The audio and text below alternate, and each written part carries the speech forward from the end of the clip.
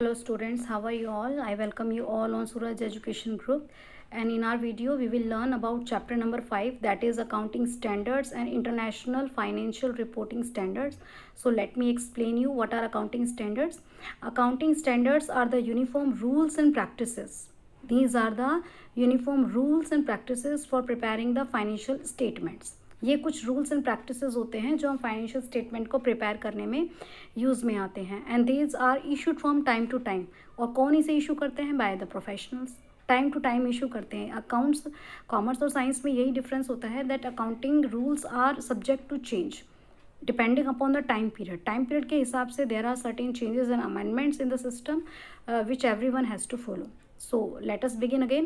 Accounting standards are the uniform rules and the practices for preparation of the financial statements, and these rules are issued from time to time by the professional bodies. अब इसके बहुत सारे फ़ायदे हैं accounting standards के, जिसकी वजह से हम इन्हें पढ़ते हैं, क्योंकि इसके पीछे एक स्टोरी है कि हमने अभी पढ़ा था कि जनरली एक्सेप्टेड अकाउंटिंग प्रिंसिपल्स हमने पढ़े थे, business entity, going concern, accounting period. तो उसमें हमने क्या देखा था कि generally accepted accounting principles all over the world, all over the accountants adopt कर रहे हैं. लेकिन उसमें भी एक प्रॉब्लम थी दैट GAAP को जब हम यूज़ करते थे तो वो एक प्रॉब्लम को सॉल्व करने के एक से ज़्यादा मेथड देता था, यानी कि it gives alternative treatment to solve a particular problem.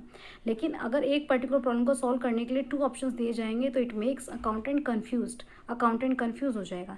इसीलिए कमेटी बैठाई गई 29 जून 1973 को, इंटरनेशनल अकाउंटिंग स्टैंडर्ड कमेटी, जिसने ये बताया कि एक सिस्टम होना चाहिए, एक यूनिफॉर्म रूल एंड प्रैक्टिसेस होने चाहिए जिससे कि सारे के सारे अकाउंटेंट्स उसी को अपनाएं और कंसिस्टेंसी और यूनिफॉर्मिटी बनी रहे. तो एक कमेटी बनी और फिर उस कमेटी में हमारे इंडिया के भी 2 मेंबर्स थे, institute of chartered accountant of India and institute of cost and work accountant of India. फिर उन्होंने अकाउंटिंग स्टैंडर्ड बनाए. हमारे 32 अकाउंटिंग स्टैंडर्ड हैं.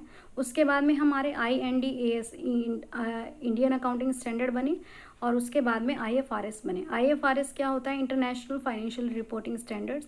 These are the Indian standards which are merged with international, यानी कि इंडिया के standard internationally उसको हमने मर्ज किया गया, जिसकी वजह से हम इन्हें IFRS बोलते हैं. इनका बहुत ही ज़्यादा एडवांटेजेस होता है ताकि यूनिफॉर्मिटी हो सके, कंसिस्टेंसी हो सके. अब जब कभी भी कोई सिस्टम बनाना होता है तो रूल रेगुलेशंस होते हैं, तो अकाउंटिंग स्टैंडर्ड्स को अपनाना एक अकाउंटेंट के लिए बहुत ही ज़्यादा इंपॉर्टेंट है. Let's have a look on theory part. In this chapter, we will study about need for accounting standards, nature, utility, names, and IFRS. Need. Accounting is an information system and its main aim is to provide financial information. Accounting एक information system है और उसका main purpose various parties को information देना होता है. तो such information is provided through a set of financial statement. अब हम ये information कैसे देते हैं? Financial statement बनाकर. तो ये statement कैसी होनी चाहिए? True and fair होनी चाहिए, बिल्कुल सही होनी चाहिए. Over a period of time फिर क्या क्या डेवलप हुए? Generally accepted accounting principle develop हुए. जब generally accepted accounting principle develop हुए तो यहाँ पर क्या problem I? But the difficulty is that GAAP allows a large number of alternative treatments for the same item. Different enterprise may adopt different accounting policies for the same transaction. An accounting policy for the same item for different accounting process. As a result inconsistency और uncomparable हो गया. यानी कि GAAP के साथ क्या problem थी कि अलग अलग कंपनीज अलग अलग मेथड को अडॉप्ट कर रही थी और अनकम्पेरिजन हो रहा था, कंसिस्टेंसी नहीं थी.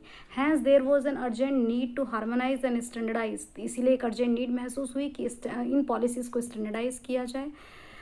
इसीलिए क्या हुआ? So that there is the international accounting standard committee came into existence of 29 June 1973. And इसमें हमारे 2 इंस्टीट्यूट थे, institute of cost and work accountant of India and institute of chartered accountant of India. फिर ये accounting standard क्या हुए? Develop हुए. So what are accounting standards? Accounting standards में be defined as written statements. ये written में होती हैं, issued from time to time ये चेंज होती रहती हैं by the institutions of accounting professionals बनाते हैं. Specifying uniform rules and practices, और ताकि एक जैसे रूल बना सके फाइनेंशियल स्टेटमेंट को बनाने के लिए. According to Kohler, accounting standard means a code of conduct imposed on accountant by custom, law और प्रोफेशनल बॉडी। यानी कि एक तरह से रूल रेगुलेशन को बनाना था, एक code of conduct.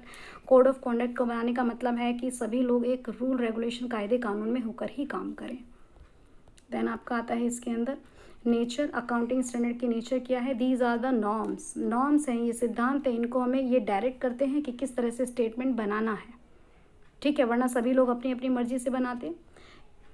They remove the effect of diverse accounting practices. अब क्योंकि कानून बन गया है, कोड ऑफ कंडक्ट बन गया है, तो सभी लोग अलग अलग प्रैक्टिसेस अडॉप्ट नहीं करेंगे, यूनिफॉर्मिटी रहेगी, डाइवर्स अकाउंटिंग प्रैक्टिसेस को यूज़ नहीं किया जाएगा।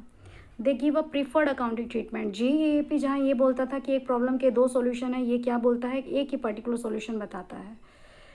दे provide information to the users, और यूज़र को इन्फॉर्मेशन देता है ये फाइनेंशियल स्टेटमेंट बनाकर। दे लिमिट द एरिया, ये एरिया अकाउंटेंट के लिए लिमिटेड कर देता है, क्योंकि ये लॉ है, कानून है, कोई भी अपनी मर्जी से काम नहीं कर सकता, सिस्टम से ही काम करेगा, तो it limits the area of the accountant. So these are the nature of the accounting standards. Then utility. Accounting standard improve the reliability, reliability को इंप्रूव करता है। रिलायबिलिटी का मतलब होता है विश्वास। अकाउंटिंग स्टैंडर्ड, जब कोई भी कंपनी, कोई भी बिजनेसमैन किसी भी अकाउंटिंग स्टैंडर्ड को अडॉप्ट करके कोई भी काम करेगा तो वो रिलायबल होगा, क्रेडिबल होगा। क्रेडिबल मतलब विश्वसनीय होगा, उसकी क्रेडिबिलिटी बढ़ेगी।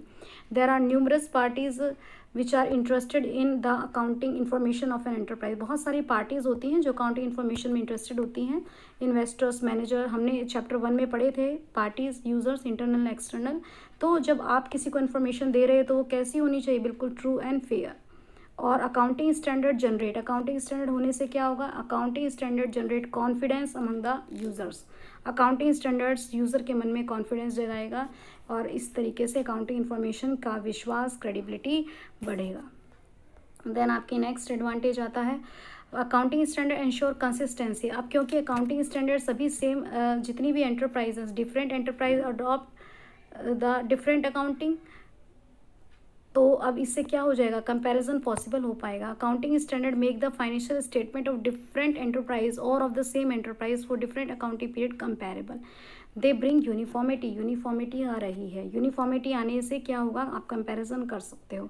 अकाउंटिंग स्टैंडर्ड जब सभी लोग बनाएंगे, सभी लोग उसे यूज़ करेंगे तो क्या होगा? यूनिफॉर्मिटी होगा। यूनिफॉर्मिटी होगा तो कंसिस्टेंसी और कंपैरेबिलिटी। कंसिस्टेंसी का मतलब है सेम मेथड, कंपैरेबिलिटी का मतलब है कि जब सब लोग सेम मेथड अडॉप्ट करेंगे तो ही कंपैरिजन हो पाएगा। जैसे कि मान लीजिए एक 4th क्लास के बच्चे का 9th क्लास के बच्चे से कोई कंपैरिजन नहीं है, तो उनका साथ में कोई भी कंपटीशन नहीं हो सकता। Accounting standard help in resolving conflict of financial interest. अब अलग अलग पार्टीज़ के बीच में अगर कोई भी कॉन्फ्लिक्ट है तो ये कॉन्फ्लिक्ट होने नहीं देगा। Accounting standards are very helpful in resolving the conflict because financial statements on the basis of accounting standard are accepted by all groups, क्योंकि सभी लोग इससे अडॉप्ट करते हैं। Accounting standard significantly reduce the chance of manipulation, manipulation के chances बिल्कुल कम हो जाते हैं। और ऑडिटर्स के लिए भी बहुत हेल्पफुल है। अगर मान लीजिए सभी लोग अलग अलग तरीके से रिपोर्ट्स बनाते तो ऑडिटर्स जो है उसको चेक नहीं कर पाते। These are the advantages. Then accounting standards 32 हैं, 1 to 5 एंड 32। आपको केवल नेम लर्न करने हैं इनके, किसी 2 के नेम लर्न कर लेना। देन आपका आता है बेटा IFRS। The term IFRS means the International Financial Reporting Standard issued by IASB. IFRS means these are the standards issued by IASB. Okay, इतना ही आपको करना है इस चैप्टर में। आपको explain the nature of accounting standard, norms हैं, preferred accounting treatment देते हैं, अकाउंटिंग स्टैंडर्ड एंश्योर कंसिस्टेंसी, कंपैरेबिलिटी अभी हमने किया था कि ये सेम मेथड अडॉप्ट होना चाहिए, different companies same method adopt करें। 4 एडवांटेजेस अभी हमने एक्सप्लेन किए। कोई भी 6 अकाउंटिंग स्टैंडर्ड के नेम लिख दीजिएगा, अकाउंटिंग स्टैंडर्ड क्या होते हैं, और 2 अकाउंटिंग स्टैंडर्ड के नेम। ओके, और एक क्वेश्चन आप और कर लेना, what is IFRS? Number 6, what is IFRS? IFRS are the accounting standard laid by International Accounting Standard Board. Thank you so much. God bless you all.